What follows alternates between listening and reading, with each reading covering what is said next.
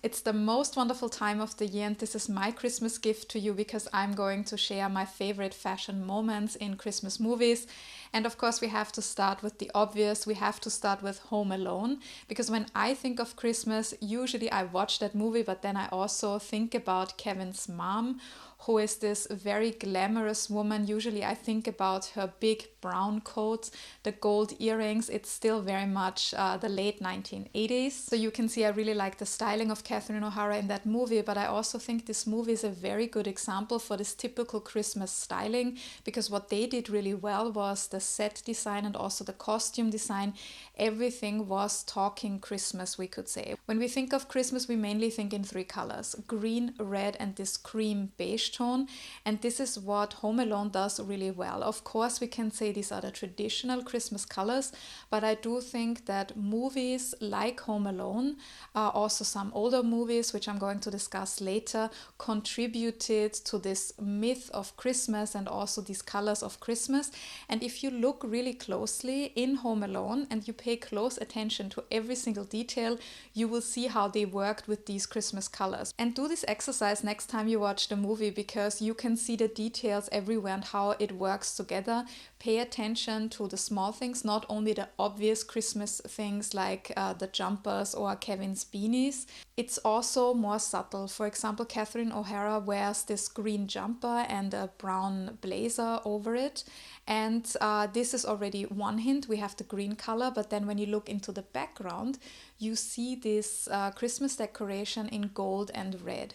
So it's always how it works together, the film set and the costumes. And then we have this final scene where the mom finally comes home to Kevin, and she wears this glamorous brown coat that I mentioned before. It's paired with a silk scarf. I think she even has green gloves. And all of this is against the backdrop of this Christmas decoration of the house and even the wallpaper, because this wallpaper is in a cream tone with green and red. So everything together contributes to this Christmas feeling. The family reunites on Christmas Day. We as the viewer also have this like warm feeling, and it is a really good example of how well the set design and the costume design worked together here. Another detail I would like to point out, because I spoke about the 1980s, Catherine O'Hara also wears these power suits in both movies, and you can clearly see this is basically the tail end of the yuppie movement, and maybe it's a hint to the professional life of the parents. I personally always wondered what the parents were doing, considering this huge house, the holidays that they were doing. Peter McAllister, the father, loved Burberry coats, so maybe this is a hint. Maybe it should also show that Catherine O'Hara is a working mom. I don't know how realistic that is. They have 5 children. Another thing that I also find funny is that she always looks so amazing. I don't know what I would look like after days in airports and on planes, but let's not discuss realistic scenes here or realistic setup here, because this is a Christmas movie. I just find it interesting that they also worked with the power suits of the 1980s. And this leads me to my next movie. It's Miracle on 34th Street, and it's a really, really cute and beautiful Christmas movie. I have to admit it, I still watch it every year. I grew up with the Mara Wilson movies, so maybe it's kind of nostalgia that I see here, but I also really like, again, this set design working with the costume design. And Elizabeth Perkins is the main character, Dory Walker, who is a single mom but also a very successful career woman, because she heads the special events department for a big department store in New York.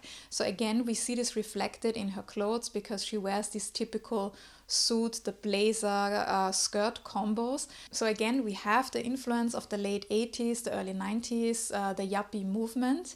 But I would actually like to point out the clothing of fashion of her daughter Susan, and this is Mara Wilson. I think she looks really cute. It's these tartan patterns, the headbands, and the white tights that were really late 80s, early 90s. I have to say I see some inspiration that my mom took from these movies when I look at old pictures of myself on Christmas Eve or Christmas Day. So I really like this, and again, we have this really good combination of the set design and the costume design, because when we look at the last scene, we have the family going to the house that Dory Walker purchased with her Christmas bonus, and the house is beautifully decorated. It's in the American countryside. I think it's the cliche how we think of American houses during Christmas. And in this decorated house, we have this young girl in a red coat. I'm a big fan of Mara Wilson's coats in this movie, and in this scene she wears a red coat. She also wears a matching beret, and then we have a black collar on her coat, and this is again matched with the patterned leather flats that she wears, and again she wears the white tights. So everything again works together. We get this warm, fuzzy feeling about Christmas, and this is not only due to the set design in the background, but also because of the costume design that really worked well together with this set design. And now can we please talk about National Lampoon's Christmas Vacation? Now you will say, are you crazy? This is a comedy. I do like that movie, I have to admit it, but I also really like Beverly D'Angelo as Ellen Griswold because I think she's so glamorous. Again, we have this lady from the late 80s, the early 90s. We see that in all the details. It does not matter if she wears a knitted jumper like the ones I discussed in my video about the history of the Nordic jumper, the ugly Christmas jumper. She is at home, she wears this simple jumper, but she has the big hair, the typical late 80s jewelry, and then she takes it a step further because on Christmas Eve she wears this white blouse with the golden brooch and also the green skirt. And needless to say, Ellen and Clark Griswold have become a Halloween staple costume, you could say. But I do like it. She dresses up for Christmas. She looks really good. And everything again works with the set. Again, we have the Christmas colors. I keep repeating myself, but I think this is something that's a really successful recipe for us as the viewers. Because even if we look at Aunt Bethany, she also fits really well into this whole Christmas theme because when we look closely at her blazer skirt combo, she wears this tartan pattern, and then even though it's a floral head accessory, it matches this Christmas feeling. Needless to say, also Aunt Bethany has become a Halloween staple with the leopard print coat. But coming back to Ellen Griswold, I just find this character so glamorous, even though you would not expect it. It's this typical American middle-class family or upper middle-class family, but she looks like a movie star even when she goes to bed. Her sleepwear is this lace lingerie dress and also the matching robe.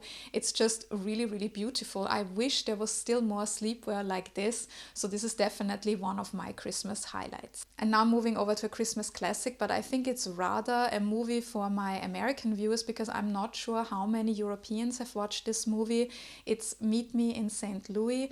I'm now really glad that I managed to pronounce it because even though I did some research, there are discussions. Is it Meet Me in St. Louis like in the song, or do you say Meet Me in St. Louis? So I hope I said this correctly. Please don't be upset if I made a mistake, but there's no discussion about this. This is a Christmas classic, and I mentioned this before with Home Alone, these typical Christmas colors, and probably this movie is an early example of how to work with these traditional Christmas colors because we see Judy Garland in this beautiful red gown.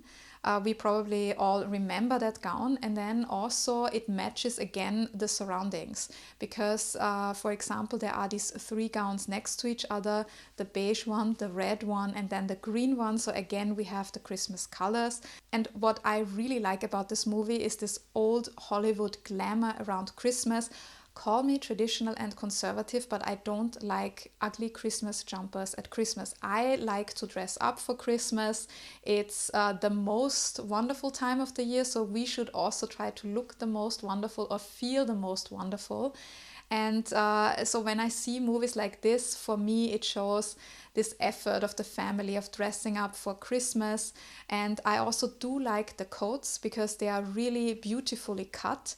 By the way, some trivia here. At the moment, I'm really trying to find a nice woolen coat, but it seems like mission impossible because all the coats at the moment are oversized or you move rather into this active wear aspect. So I know this has got nothing to do with the Christmas movies, but if you have a suggestion for a nice woolen coat, you can also drop it in the comments below. I would really appreciate it. And speaking of coats, we have to cover this one from How the Grinch Stole Christmas, Christine Baranski as Martha May Whovier, and it's just this very exaggerated costume design of the movie, but still, it kind of works in the stage setting. That coat looks really glamorous, and of course, this is also what they want to transport. Martha May Whovier is a very glamorous woman. She's loved by everyone. She's desired by many men. So we have this very glamorous coat. She also has a matching baby doll dress with it. And needless to say, these costumes are exaggerated, but I kind of like them. Even this dress in the Christmas colors in red and green, it just looks very pretty. And if you kind of deconstruct it and take away all the exaggerated accessories, maybe also adapt the shape a bit, it's actually quite a nice dress. And then when we look at her outfit, the Santa Claus outfit, which movie are you thinking about? I'm sure it's also the scene in Mean Girls where the 4 girls dance to the Jingle Bell Rock. And I'm not saying here that this is a beautiful outfit suited for Christmas, but it is an outfit that I would like to mention because it's also kind of Christmas, and it's also Y2K, because when I saw the movie at the time, it was so typical of what we were wearing. It was the crop tops, it was the mini skirts, and even though it may have been challenging to walk because at the time there was a lot of snow in Austria, we still wore these pointed boots with the stiletto heels. It was more the fashion over the function, I think, at the time. So when I look at Mean Girls, even though the outfits look really ridiculous, they also kind of remind me of this typical fashion style at the end of the 90s and the early 2000s. And these outfits actually remind me of another movie, because you may have already thought about it too. They remind me of Love Actually. Bill Nighy is singing Christmas is All Around You, and then you have the girls, the background dancers or the band, and they were also wearing similar outfits like the girls in Mean Girls. So this is actually quite funny that we see this link along 3 movies. And in general, again, Love Actually works with this recipe that I mentioned before with the Christmas colors, and also giving us this winter feeling. It's not only how London is decorated at Christmas, it's also the winter wear. We see a lot of knitted jumpers, knitted scarves. I would like to point out Keira Knightley's knitted top when she opens the door in this famous scene. It's really beautiful because you have this knitted pattern. And now you will see that I'm always freezing because I always look at that scene and then I see a knitted top, but still it's cropped. It doesn't have any sleeves. So I would always think like, oh my God, she must be freezing. But let's not focus on practicability here because it's a Christmas movie. It's not about if it's realistic or not. I also really like the style of Heike Makatsch as Mia, especially this black turtleneck, and then she wears the red lipstick. It's so easy, it's so simple, but still it looks so, I don't know how to describe it. She looks like a vamp. She looks really powerful. She looks really strong. At the same time, she gives us this Christmas feel. But if we want to take it a step further, I would say the outfits that are the most Christmassy are the ones worn by Natalie Martine McCutcheon. I hope I said the name correctly. One example would be this Nordic jumper. It's quite simple because only the top has the details, these Nordic knitted details. And it's red and white, so the typical colors. She pairs that with a belt with a crystal buckle. I would say it's also a snowflake, maybe referencing the top part of the jumper. And then she also wears a red coat over it. And overall the outfit is relatively simple because she also pairs it with jeans, but it gives us this Christmas feel. And then again, the recipe works really well because we have this scene where she's on stage with Hugh Grant at the school. The song All I Want for Christmas just finished. They are kissing, then they turn around, they wave, they bow, and then they leave the stage, and she's in that outfit. So again, we have the stage, which is Christmassy, we have her outfit, everything works really well together. And the last fashion moment of that movie, which I would like to point out, is Laura Linney as Sarah at the Christmas party.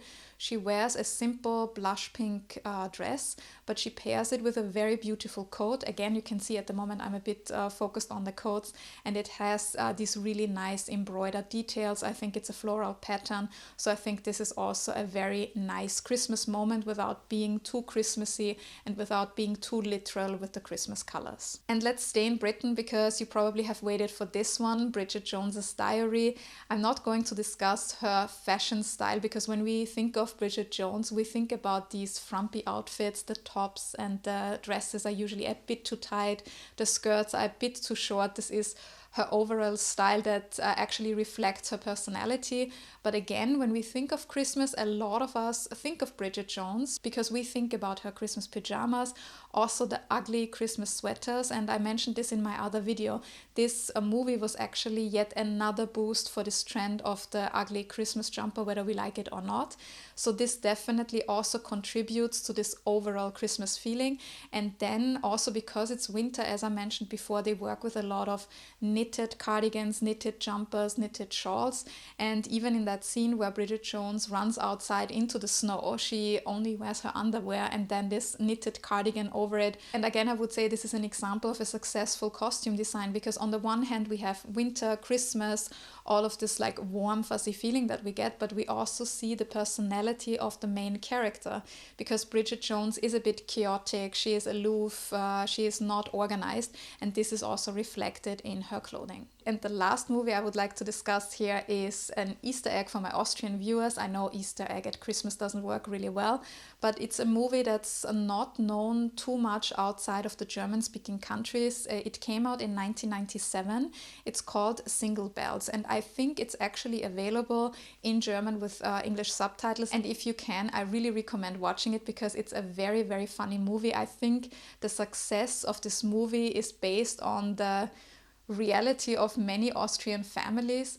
The base story is that the main character, Kathi, is a very successful woman in her mid-30s. She is in a long-term relationship with her boyfriend Jonas, who is also very successful as a pediatrician. Both of them decided not to have children and they wanted to spend Christmas in Mauritius. They are not really into the Christmas decor, the Christmas traditions. But then shortly before Christmas, Kathi seems to change her attitude. Maybe she does want to have a family, but it ends up in a big row with Jonas and they decide to spend Christmas separately.